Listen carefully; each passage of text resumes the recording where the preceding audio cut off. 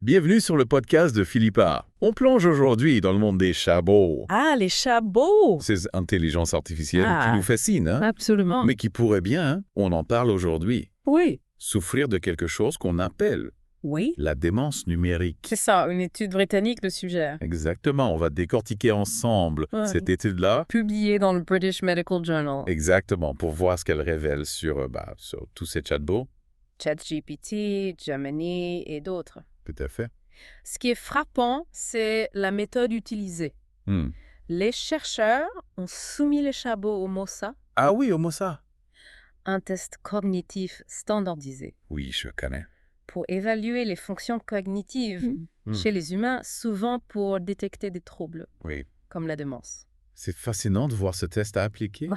à des intelligences artificielles. Tout à fait. Et les résultats sont assez révélateurs. Certains chatbots, comme ChatGPT Go, obtiennent des scores plutôt bons, comparables à un humain en bonne santé cognitive. D'accord. Mais d'autres, comme Gemini, affichent des lacunes significatives. Ah oui. C'est comme si certains chatbots vieillissaient prématurément sur le plan cognitif. Et ce qui est encore plus intriguant, Oui?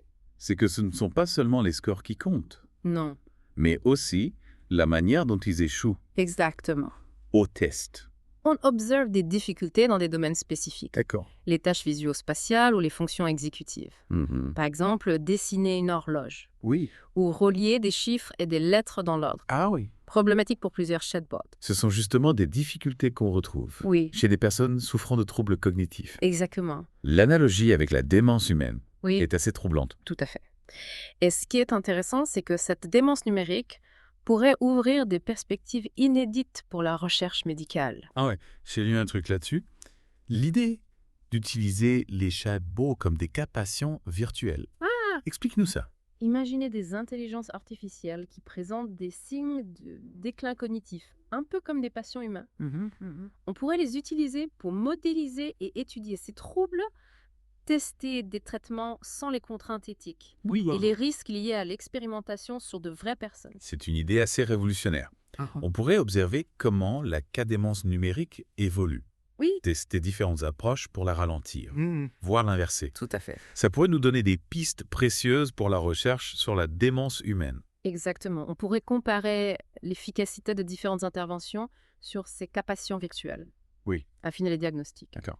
Et potentiellement améliorer la prise en charge des patients humains.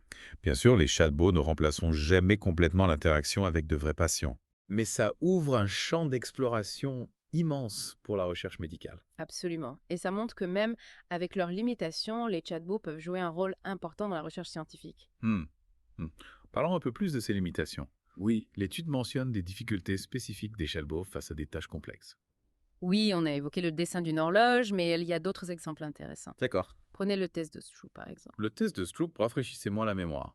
Il s'agit de présenter un mot écrit dans une couleur qui ne correspond pas au nom de la couleur. Hmm. Par exemple, le mot rouge est écrit en bleu, la personne doit nommer la couleur de l'encre et non pas lire le mot. D'accord. C'est un exercice qui demande un effort cognitif important pour inhiber la lecture automatique. Ah oui, je vois. Et les chatbots, comment réagissent-ils à ce test? Eh bien, c'est là que les choses se compliquent seules. ChatGPT 4 a réussi ce test. Les autres ont eu beaucoup de mal à gérer cette information contradictoire. Oui. Cette dissonance cognitive. C'est fascinant. On voit bien qu'il y a encore un fossé important entre les capacités des chatbots et celles du cerveau humain.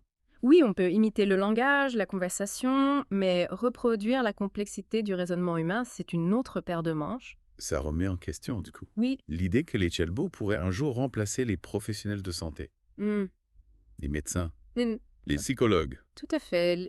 L'étude est claire là-dessus. Ouais.